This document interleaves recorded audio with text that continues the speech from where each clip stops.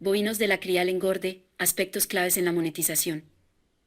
La sanidad, nutrición y genética son claves en las fases que van de la cría hasta llegar al engorde de los vacunos.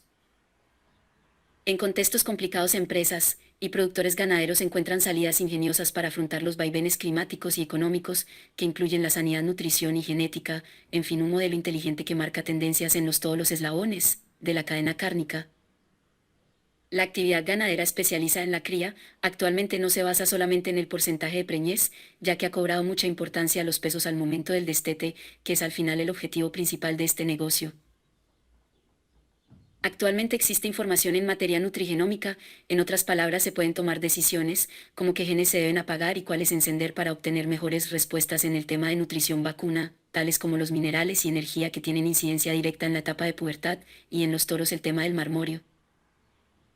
El productor ganadero debe entender que, si realiza solamente cría de ganado, debe establecer por qué atributo le están pagando sus clientes, ya que generalmente se pone mayor énfasis en el porcentaje de preñez y muy poco en las pérdidas hasta el momento del destete o en la cantidad de kilos vendidos. Se debe entender que en este caso no están pagando por preñar el 92% de las vacas integrantes del hato, sino por cantidad de kilos vivos al momento de la llegada del destete. Para este fin, la persona que asesora en campo tiene una incidencia directa y un rol fundamental en este tema.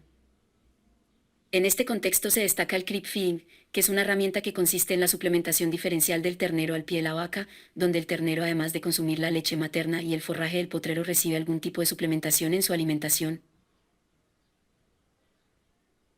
Algo a resaltar es que si el pasto disponible es de mala calidad, esta herramienta será útil a partir del cuarto mes de vida del ternero, cuando inicia a depender más de ese recurso en vez de la leche. El error que se comete es creer que todo está bien, pero en realidad no se sabe a ciencia cierta cuánto peso se gana. Por ejemplo, si se ganan 400 gramos por día, y el potencial del ternero es de 900 gramos por día, la diferencia de esos 500 gramos que no se están ganando afectan la rentabilidad del negocio.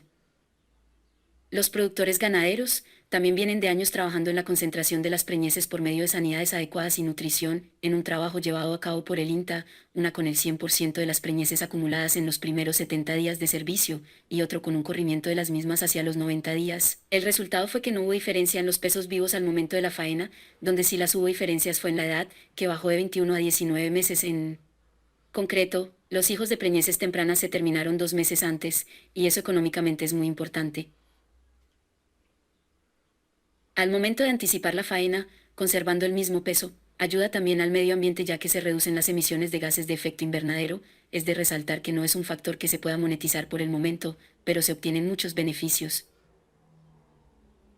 El engorde de vacunos. En el engorde de vacunos, igual que en la cría del productor, debe tener claro cuál es el objetivo manatizable. El rendimiento de los vacunos es un tema de mucha discusión, ninguno toma en cuenta el desbaste y se piensa que el vacuno que rindió un 60% es mejor que el que rindió un 58%, pero muchas veces esto hace que el productor no tome medias en el asunto y no llegue a la conclusión del por qué se perdieron esos kilos, que ocasiones se puede ver aquel vacuno ayuno demasiado tiempo antes de salir al feedlot, posiblemente 24 horas en vez de 6 horas, lo que quiere decir que por temas de deshidratación desaparecieron 2.5 kilos de carcasa.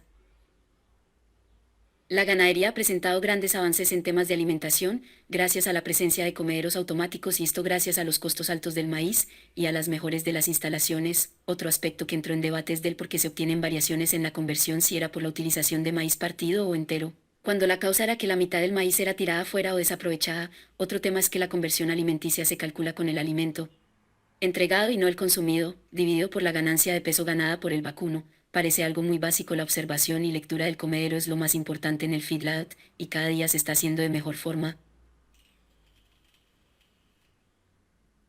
Es de resaltar que el tema de alimentación sí es manatizable. Los vacunos presentan una cubeta de fermentación, y cambiar una rutina en horario como en cantidades altera el ecosistema y por ende el comportamiento vacuno. El productor ganadero debe saber con exactitud qué es lo que la industria está solicitando. Frigorífico avanza en el feedlot debido a la baja rentabilidad de esta actividad, pero demanda protocolos de producción para obtener máximas eficiencias individuales, sin descuidar el margen total.